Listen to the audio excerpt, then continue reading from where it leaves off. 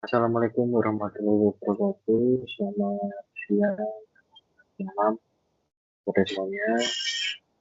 Kami dari kelompok E, kami mempresentasikan kasus pengambilan keputusan manajemen teknik di pabrik kami.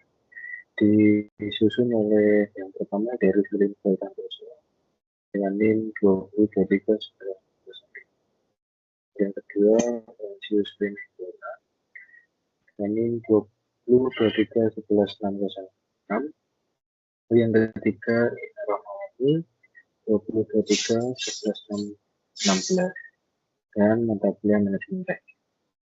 Gitu. Lanjut.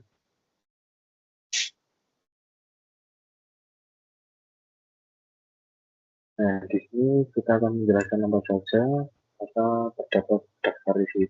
Yang pertama, sudah saya jelaskan ada terdapat itu dan identitas. Yang kedua, latar belakang masalah. Lalu yang ketiga, dapat masalah utama, tempat alternatif solusi,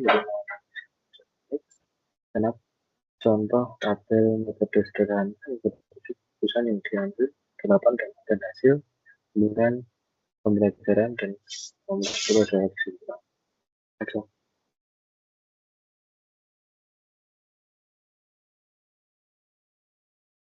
Lalu latar belakang sendiri terdapat suatu piramid yang berhadapan dengan produktivitas dan kualitas produksi. Yang kedua, persaingan industri meningkat. Yang ketiga, diperlukan keputusan manajerial untuk teknik untuk meningkatkan efisiensi. Lanjut,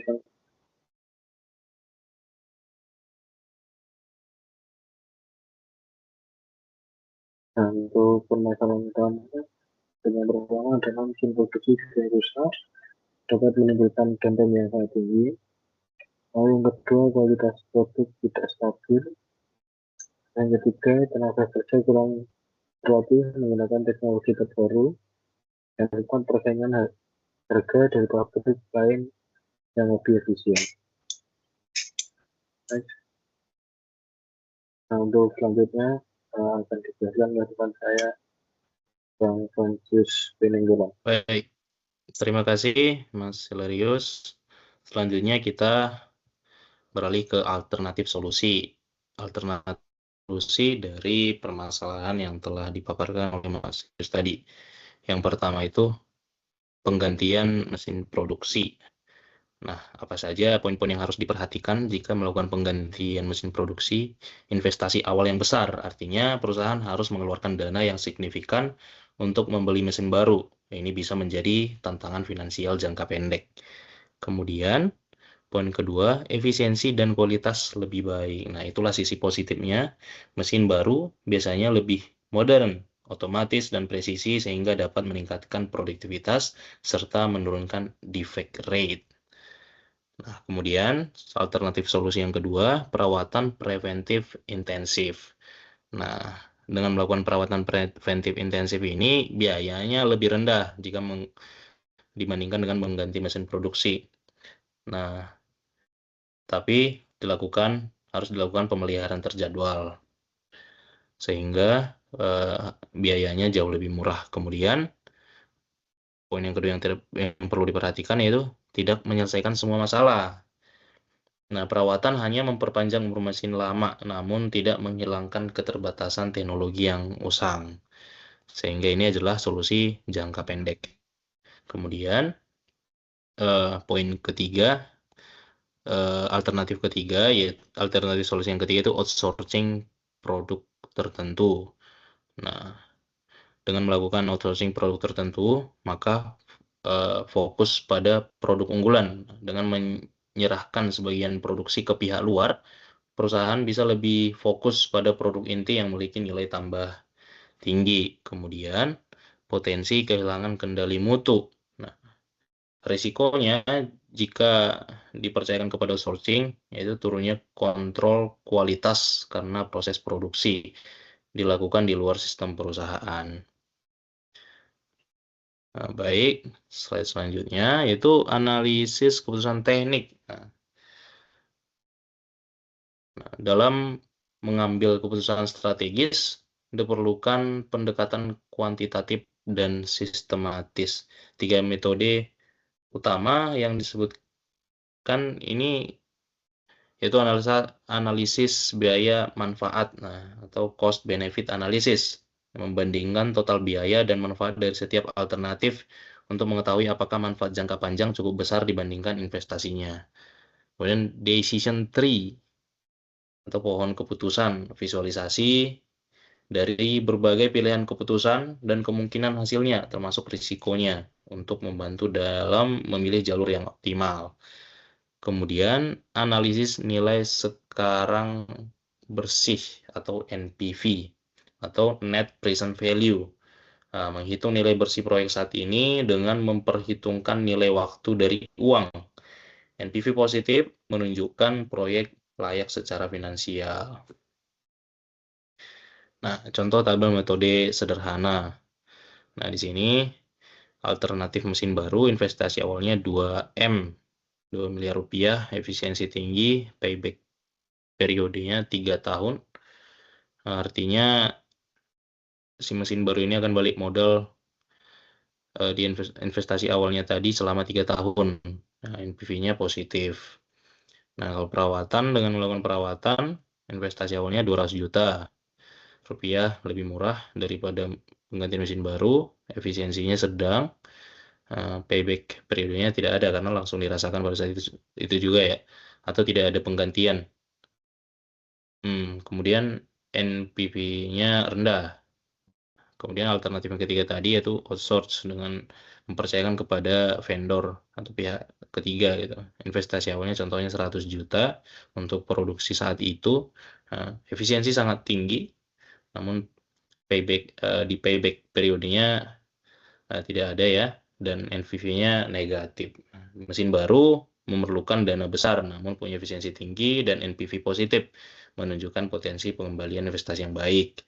Nah, perawatan atau maintenance lebih murah, tapi efisiensinya sedang dan NPV-nya rendah.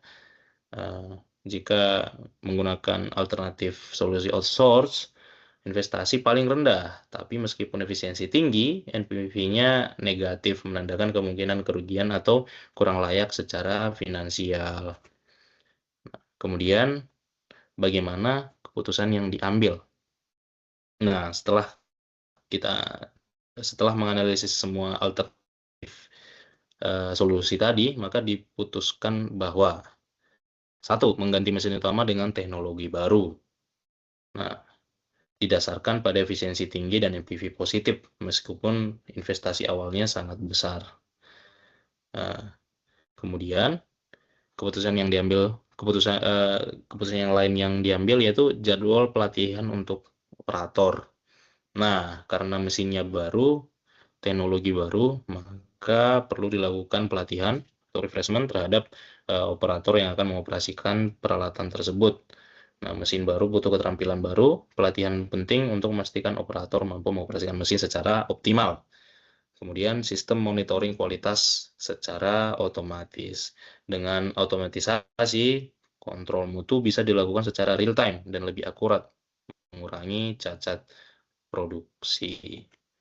Baik, slide selanjutnya akan dijelaskan oleh teman saya, Mbak Ina. Untuk Mbak Ina, silakan, Mbak. Terima kasih Mas Fransius. Untuk slide selanjutnya, saya akan menjelaskan tentang apa sih dampak dan hasil yang akan diperoleh dari implementasi keputusan teknis tersebut. Yang pertama ada produksi meningkat 30%, di mana setelah dilakukan implementasi keputusan teknis dan investasi yang telah dilakukan, output produksi mengalami kenaikan sebesar 30%, di mana itu menunjukkan efisiensi prosesnya meningkat. Lalu yang kedua ada pengurangan cacat produk sebanyak 50%. Produk yang gagal atau tidak memenuhi standar menurun setengahnya, yang berarti kualitas produk meningkat secara signifikan. Lalu yang ketiga ada ROI tercapai dalam 2,8 tahun. ROI atau Return of Investment atau pengembalian investasi itu bisa diperoleh dalam waktu 2,8 tahun, yang merupakan indikasi bahwa investasi tersebut cukup menguntungkan dalam jangka waktu menengah. Dan yang terakhir, dampaknya yaitu kepuasan pelanggan naik. Hal ini menunjukkan bahwa perbaikan kualitas dan efisiensi produk berdampak positif terhadap pengalaman pelanggan, baik dari segi kualitas produk maupun ketepatan waktu pengiriman. Next. Lalu pembelajaran yang dapat kita ambil dari studi kasus ini, yaitu yang pertama ada pentingnya data dalam pengambilan keputusan teknis. Keputusan yang diambil berdasarkan data yang lebih akurat dan efektif dalam menyelesaikan masalah teknis dan operasional. Lalu yang kedua ada investasi teknologi perlu didukung dengan SDM yang kompeten, di mana mesin dan sistem modern tidak cukup jika tidak didukung oleh tenaga kerja yang memiliki keahlian dan pengetahuan untuk mengoperasikannya. Lalu yang ketiga ada kolaborasi antara tim produksi, teknik, dan manajemen adalah kunci sukses. Dan yang terakhir ada investasi teknologi berdampak jangka panjang. Meski mungkin di awal terlihat sangat mahal ya, dia itu sekitar 2M, teknologi akan menghasilkan keuntungan dan efisiensi yang berkelanjutan dalam jangka waktu yang sangat panjang. Next. Lalu kesimpulan yang dapat kita ambil, yang pertama ada pengambilan keputusan manajemen teknik harus berbasis data dan analisis ekonomi, di mana untuk semua keputusan tidak boleh didasarkan pada intuisi semata, melainkan harus mempertimbangkan fakta dan potensi keuntungan secara menyeluruh. Lalu yang kedua, pabrik keramik berhasil mengatasi tantangan dengan strategi teknis yang tepat. Keberhasilan pabrik menunjukkan bahwa pendekatan yang terencana, data dan melibatkan teknologi serta SDM yang tepat, mampu menyelesaikan masalah produksi secara efektif. Baik, next. Baik, sekian presentasi dari kelompok E. Mohon maaf bila ada salah kata dari kelompok kami. Sekian, wassalamualaikum warahmatullahi wabarakatuh.